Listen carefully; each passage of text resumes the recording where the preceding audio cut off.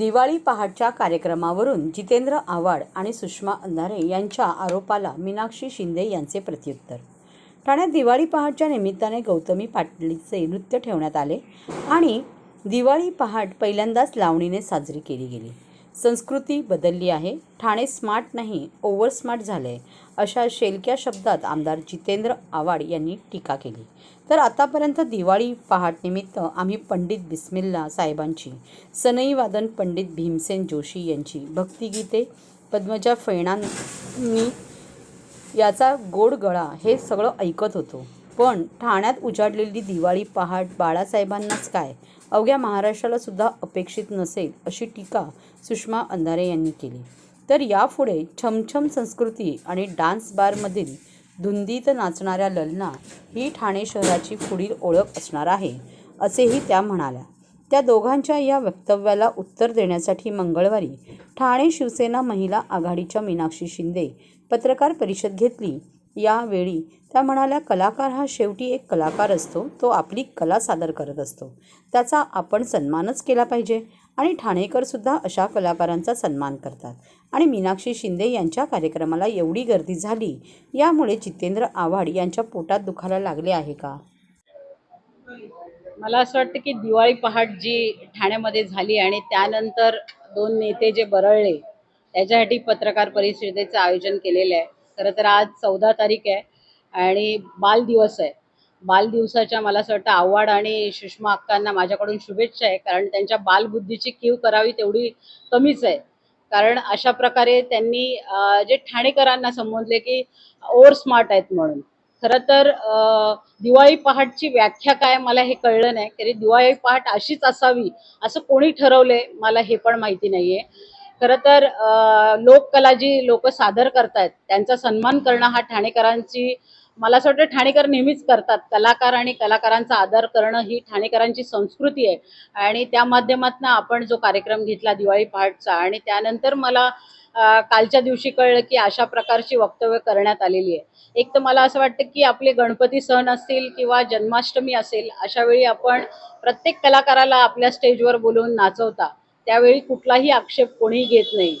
एक अंगभर कपडे घालून जी व्यक्ती, मला असं वाटतं गौतमी पाटील, ज्यांनी माझ्या स्टेजवर परफॉर्मन्स केलं आणि तिच्याबद्दल जर आक्षेप हे लोक नोंदवत असतील, तर मला त्यांना एकच सवाल आहे की सनी लिओनी असेल, राखी सावंत असेल किंवा उर्फी जावेद असेल किंवा भारत पाकिस्तान किंवा इतर मॅचेसमध्ये नाचणाऱ्या आपल्या चिअर गर्ल्स असतील, ज्या नावापुरते कपडे घालतात, अशा लोकांचा जर महाराष्ट्रामध्ये सन्मान होत असेल, तर पूर्ण अंगभर कपडे घातलेल्या गौतमी पाटीलचा कसा विरोध होतो, हा मला एक बघण्यासारखी गोष्ट आहे। आणि जे नेते या गोष्टीवरती बरळतायत त्यांच्या खरं तर बुद्धीची कीव करावीशी वाटते मला।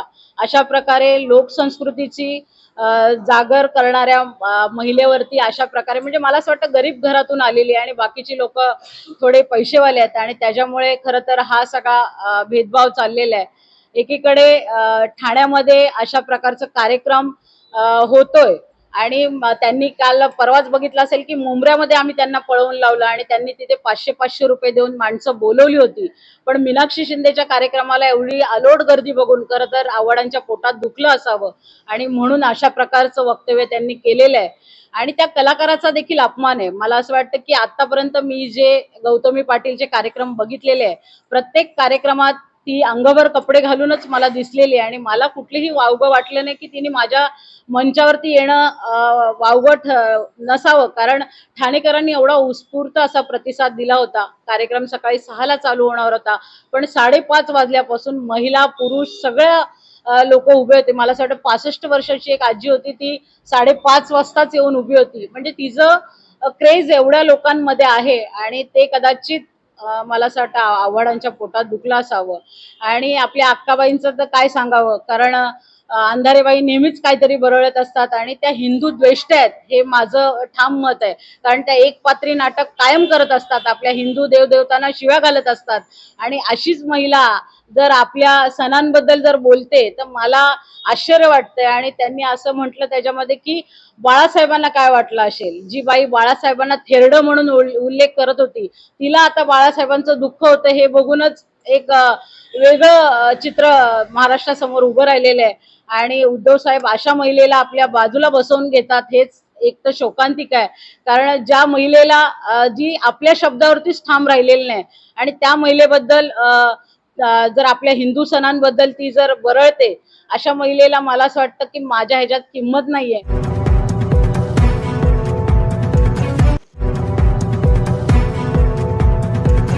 सर्व नागरिकांना आवाहन करण्यात येत आहे की सध्या डासांमार्फत पसरणाऱ्या डेंग्यू या आजाराचा प्रसार रोखण्यासाठी प्रत्येकाने पुढील प्रमाणे कार्यवाही करावी. डेंग्यू आजार एडिस इजिप्ती हा डास चावल्याने होतो. या डासांची पैदास साचलेल्या किंवा साचवलेल्या स्वच्छ पाण्यामध्ये होते. 8 दिवसांपेक्षा जास्त दिवस पाणी उघडे व साचून राहिल्यास त्यात डास अंडी घालतात. अंड्यांच्या अळ्या तयार होऊन पुढे डास तयार होतात. यासाठी आपल्या घरातील पाणीसाठे उदाहरणार्थ बॅरल्स, पिंपे, टाक्या, हौद, रांजणे इत्यादी दर आठवड्याला रिकामे करून घासून पुसून कोरडे करून पुन्हा भरावे. 1 दिवस कोरडा दिवस म्हणून पाळावा. पाणी साठ्यांना घट्ट झाकणे बसवावीत किंवा जुनी साडी, चादर, धोतर यांनी बांधून झाकून ठेवावीत, म्हणजे डास त्यात जाऊन अंडी घालणार नाहीत. घराच्या गच्चीवर, आजूबाजूला, अंगणात कोठेही पाणी साचू देऊ नये. भंगार सामान उघड्यावर टाकू नये. उदाहरणार्थ टायर्स, प्लास्टिक सामान, कुंड्या, टाकाऊ वस्तू इत्यादी. अशा सामानात पावसाचे पाणी साठून त्यात डेंग्यूच्या डासांची पैदास होते. घरातील कूलर्स, फ्रीजच्या पाठीमागील ट्रे हे देखील वेळोवेळी कोरडे करावेत. लक्षात ठेवा, नुसत्या फवारणीने डास घनता कमी होत नाही, तर त्यासाठी डास पैदास ठिकाणे नष्ट करणे ही आपल्या सर्वांची जबाबदारी आहे. कोणताही ताप अंगावर न काढता जवळच्या शासकीय रुग्णालयात मोफत औषधोपचार घ्या. अशा प्रकारे नागरिकांनी सहकार्य केल्यास डेंग्यूचा प्रसार रोखणे सहज शक्य आहे.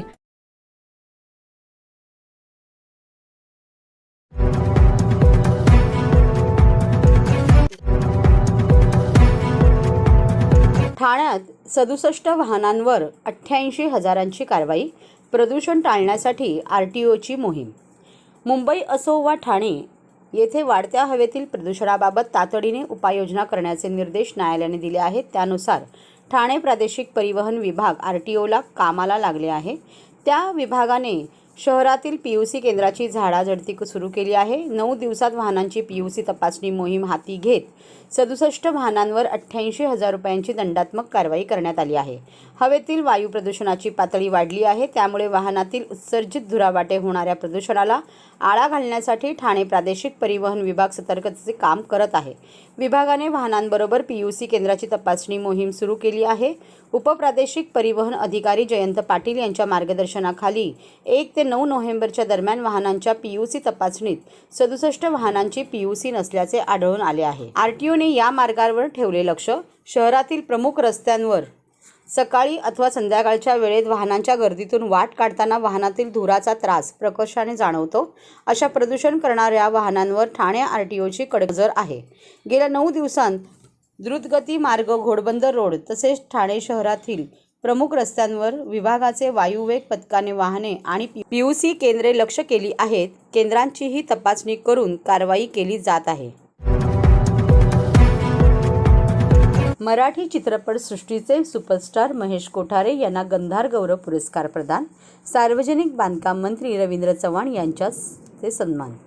ठाणे चित्रपटसृष्टीतील सुपरस्टार, चतुरस्र अभिनेते, दिग्दर्शक महेश कोठारे यांना यंदाचा गंधार गौरव पुरस्कार मंगळवारी गडकरी रंगायतन येथे प्रदान करण्यात आला. हा पुरस्कार सार्वजनिक बांधकाम मंत्री रवींद्र चव्हाण आणि मुंबई भाजपा अध्यक्ष आशिष शेलार यांच्या हस्ते ज्येष्ठ संगीतकार अशोक पत्की, ज्येष्ठ अभिनेते विजय गोखले, ज्येष्ठ साहित्यिक डॉ. प्रदीप ढवळ, आमदार संजय केळकर, माजी खासदार डॉ. संजीव नाईक, शिवसेना प्रवक्ते नरेश म्हस्के, भाजपा ठाणे शहर अध्यक्ष संजय वाघुले, अभिनेते निर्माते मंगेश देसाई, विजू माने, गंधारचे सर्वा मंदार टिल्लू, सचिन मोरे यांच्या उपस्थितीत हा सोहळा पार पडला. यावेळी आदिनाथ कोठारे हे देखील विशेष उपस्थित होते. सुरुवातीला मराठी चित्रपटसृष्टीचा प्रवास गायन आणि नृत्याच्या माध्यमातून गंधारच्या कलाकारांनी सादर केला. शाल, श्रीफळ, सन्मानपत्र, रोख रक्कम 11,111 रुपये देऊन कोठारे यांना गौरवण्यात आले. गंधार या बालनाट्य संस्थेच्या वतीने गंधार गौरव सोहळ्याचे दरवर्षी आयोजन केले जाते. यंदाचे हे 8वे वर्ष होते. मी बालनाट्य क्षेत्रात भव्य दिव्य कलाकृती निर्माण करणार आहे. त्यासाठी गंधार या कला संस्थेला सोबत घेऊन काम करणार असे प्रतिपादन कोठारे यांनी केले. पीठ आणि माझ्या मित्रांनो,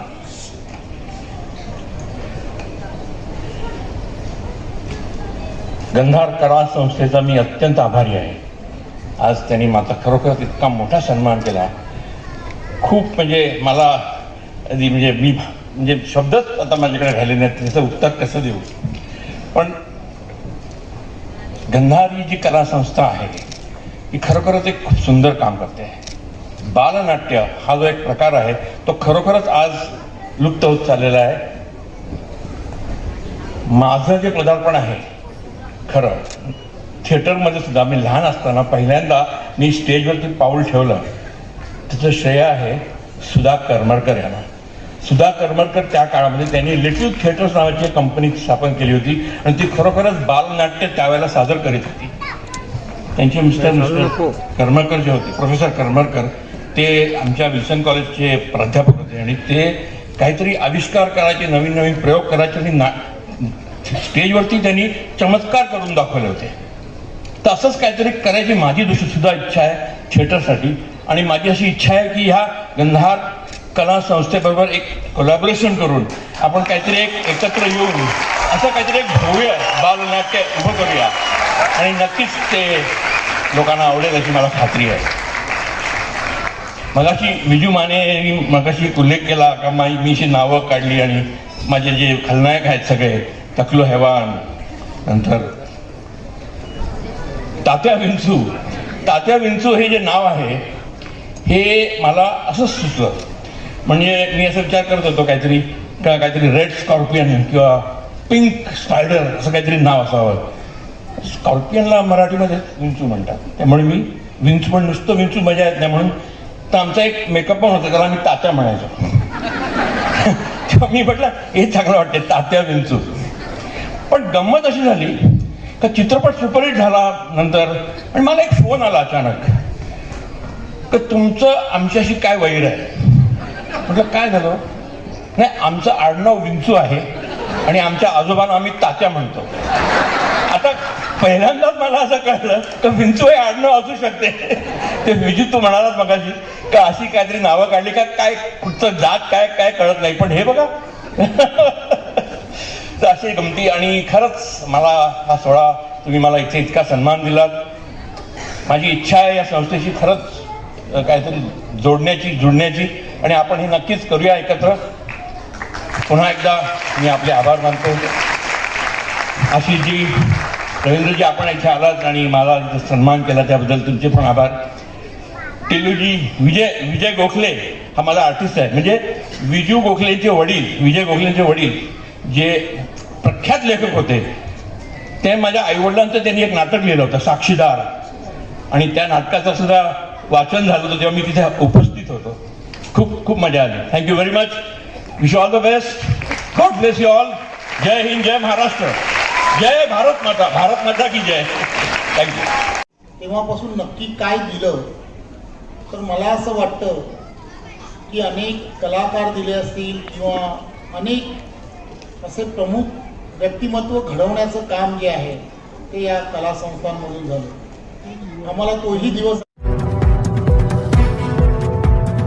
जाहिरात असतील तर ह्या नंबरवर संपर्क करा.